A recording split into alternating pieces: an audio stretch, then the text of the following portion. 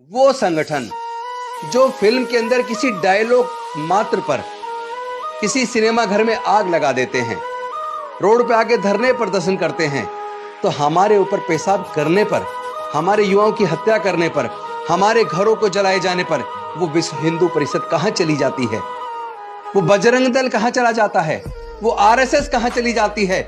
ये सबसे बड़ी हमारी गुलामी का कारण, हमारी बदहाली का कारण सबसे बड़ा हम स्वयं हैं। मैं आपसे सिर्फ एक चीज मांगता हूं, एक तो अपने बच्चों को आरएसएस में, बजरंग दल में, विश्व हिंदू परिषद में जाने से रोकिए, उनको पढ़ाई के रास्ते पे डालिए, उनको सिखाइए कि पढ़ेंगे तो आगे बढ़ेंगे, और ऐसे संगठनों में जाकर सिवाय गुलामी के, सिवाय बदहाली के, सिवाय बर्बादी के कुछ होने वाला नहीं है। क्योंकि ये संगठन हमारे युवाओं का इस्तेमाल करके हमारे ही लोगों को मरवाते हैं। आपको ये जानकर दुख होगा कि दंगों में मारे जाने वाले लोग, दंगों में जेल जाने वाले लोग, दंगों में सजा पाने वाले लोग, दंगों में बर्बाद होने वाले लोग इसी अनुसूचित जाति, जनजाति और पिछड़े वर्ग के मिलेंगे। आज मैं आपके सामने आया हूं अपने समाज के बच्चों के भविष्य के लिए और समाज के स्वाभिमान के लिए, आप सबसे कुछ मांगने के लिए। जैसा कि हम देख रहे हैं कि जब भी ये सावन का महीना आता है और कावड़ का समय आता है, तो जो लोग कावड़ लेने के लिए जाते हैं, आखिर वो जाते किस लिए हैं?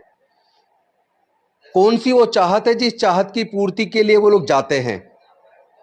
अगर आप देखें कि जिनके पास भरमार पैसा है, भरपूर पैसा है, जो लोग बड़ी बड़ी कुर्सियों पर बैठे हैं, बड़े बड़े अधिकारी हैं, बड़े बड़े नेता हैं, बड़े उद्योगपति और पूंजीपति हैं, या जो बड़े मठों पर बैठे हैं, वो लोग और उनके बच्चे कभी कावड़ लेने नहीं जाते।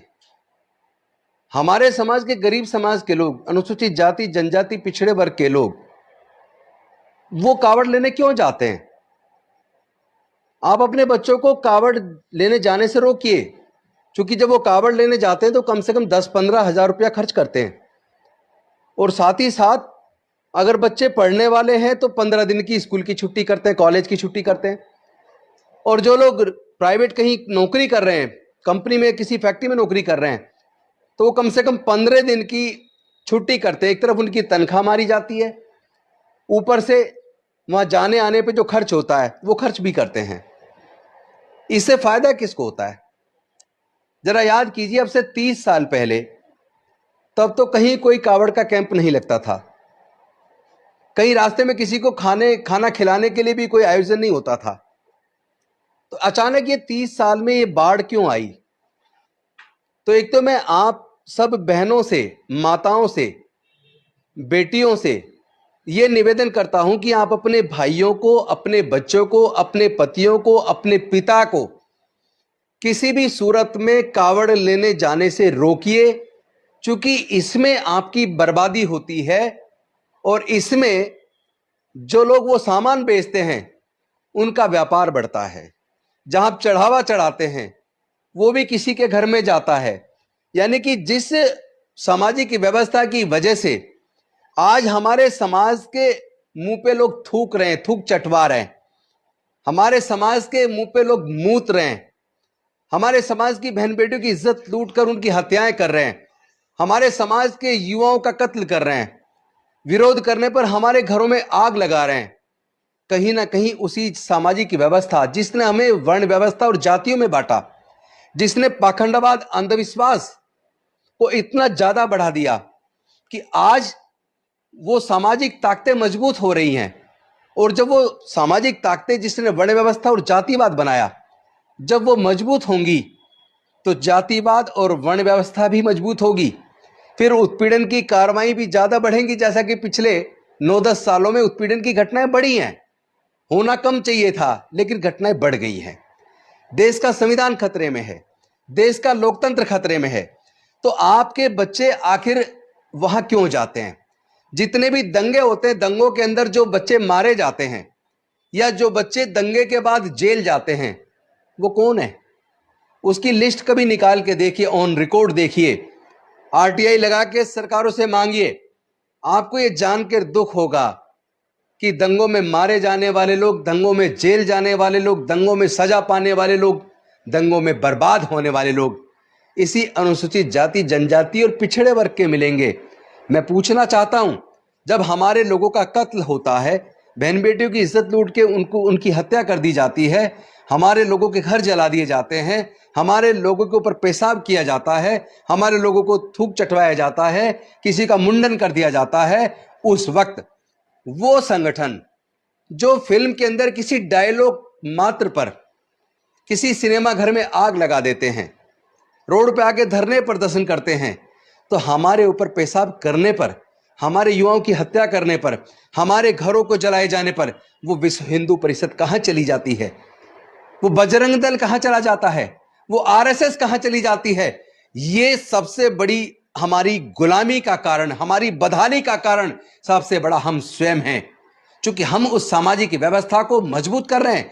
हमारे ही तो बच्चे बजरंग दल के अंदर जाकर धार्मिक जुलूसों में तलवारें लहरा रहे हैं, हमारे ही तो बच्चे बजरंग दल को, आरएसएस को, विश्व हिंदू परिषद को मजबूत कर रहे हैं। मैं आपसे सिर्फ एक चीज मांगता हूं, एक तो अपने बच्चों को आरएसएस में, बजरंग दल में, विश्व हिंदू परिषद में जाने से रोकिए, उनको पढ़ाई के रास्ते पे डालिए, उनको सिखाइए कि पढ़ेंगे तो आगे बढ़ेंगे, और ऐसे संगठनों में जाकर सिवाय गुलामी के, सिवाय बदहाली के, सिवाय बर्बादी के कुछ होने वाला नहीं है, क्योंकि ये संगठन हमारे युवाओं का इस्तेमाल करके हमारे ही लोगों को मरवाते हैं। ये अल्पसंख्यकों को मारना, दलितों को मारना, आदिवासियों को मारना, पिछड़ों को मारना, अरे इनकी हिम्मत इतनी हो कैसे जाती है?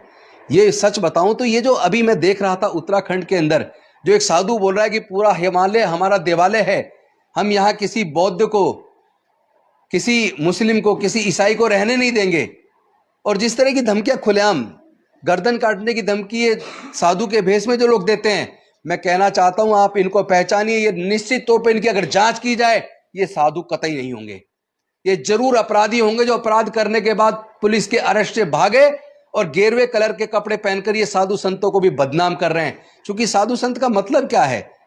संत का मतलब होता है मानव कल्याण के लिए काम करना, घर बार परिवार सब कुछ त्याग कर कैसे दुनिया में शांति कायम हो, कैसे मानवता बढ़े। तो इसलिए लोगों ने ये वस्त्र पहने और घर का त्याग किया, वो लोग साधु और संत कहलाए। लेकिन आज जिस तरह साधु संत का भेष बनाकर ये आतंकवादी, ये अपराधी, ये लगातार खुलेआम लोगों को धमकी दे रहे हैं, लोगों को मारने के, पैरेलल आर्मी बनाने की बात कर रहे हैं, कत्लेआम मचाने की बात कर रहे हैं। साधु का काम कत्लेआम मचाना नहीं है, साधु का काम नफरत फैलाना नहीं है, साधु का काम लोगों के बीच में वैमनस्य बढ़ाना, आग लगाना नहीं है। ये बेसिकली साधु नहीं है, अपराधी है। मैं सरकार से मांग करता हूं इनकी जांच कीजिए, इनकी बैकग्राउंड चेक कीजिए।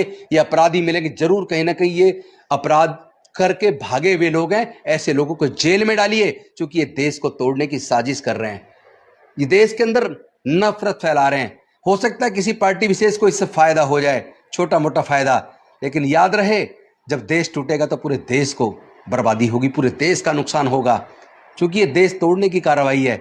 जब लोग घर जलते हैं ना, तो वो पड़ोसी के घर को भी अपने आगोश में ले लेते हैं, वो फिर किसी की जाति और धर्म नहीं देखती आग। तो इस आग को जलने से रोकिए। सरकारें अगर ऐसे लोगों को बढ़ावा देंगी तो मैं आपको बता देना चाहता हूं, ऐसी सरकारों को भी हम निस्ते नाबूद करेंगे।